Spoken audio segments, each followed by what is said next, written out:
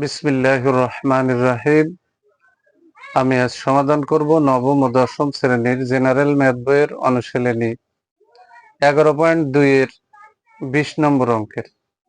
11.2 এর 20 নম্বর অঙ্কটি হলো ধান ও ধান থেকে উৎপন্ন চালের অনুপাত 3:2 এবং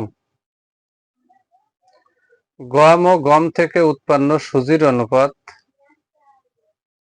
4:3।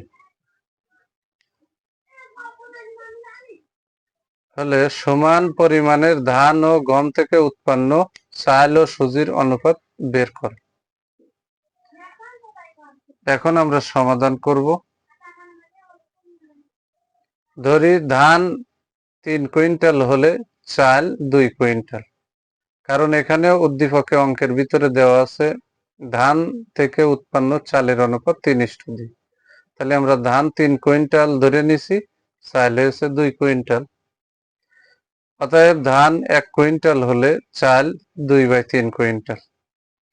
আবার এখানে আছে গম ও গম থেকে উৎপন্ন সুজির অনুপাত 4:3। তাহলে ধরি গম 4 কুইন্টাল হলে সুজি 3 কুইন্টাল। অতএব গম 1 কুইন্টাল হলে সুজি 3/4 কুইন্টাল। এখন আমরা চাল পেয়ে গেলাম 2/3 কুইন্টাল, সুজি পেয়ে গেলাম 3/4 কুইন্টাল। এখন কিন্তু আমরা এখানে লিখতে পারি চাল ইস্টু সুজি ইকুয়াল টু 2/3:3/4। এখন এই 3 আর 4 এর লসাগু আছে 12। এই লসাগু 12 দিয়ে এই প্রথম ভগ্ন অংশকেও গুণ করতে হবে, দ্বিতীয় ভগ্ন অংশকেও গুণ করতে হবে। তাহলে 12 দিয়ে 2/3 গুণ 12 ইস্টু 3/4 গুণ 12। তাহলে এই 3 12-র ভিতরে 4 ভাগ যায়, 3 এ 4 12, তাহলে 3 কাটা 12 কাটা।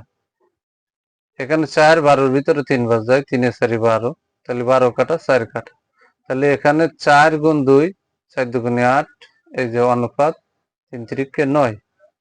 তাহলে 8:9 আমরা পেয়ে গেলাম চাল ইস্টু সুজির অনুপাত। যদি আমার এই ভিডিওটি আপনাদের ভালো লাগে অবশ্যই লাইক, কমেন্ট এবং শেয়ার করবেন।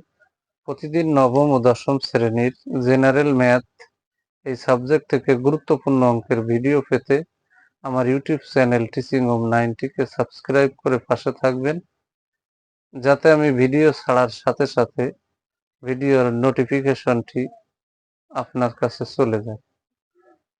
আমি আবারও বলি, যদি আমার এই ভিডিও দেখে আপনারা বিন্দুমাত্র উপকৃত হন তাহলে অবশ্যই আমার ইউটিউব চ্যানেল টিচিং হোম 90-কে সাবস্ক্রাইব করবেন এবং ভিডিওতে লাইক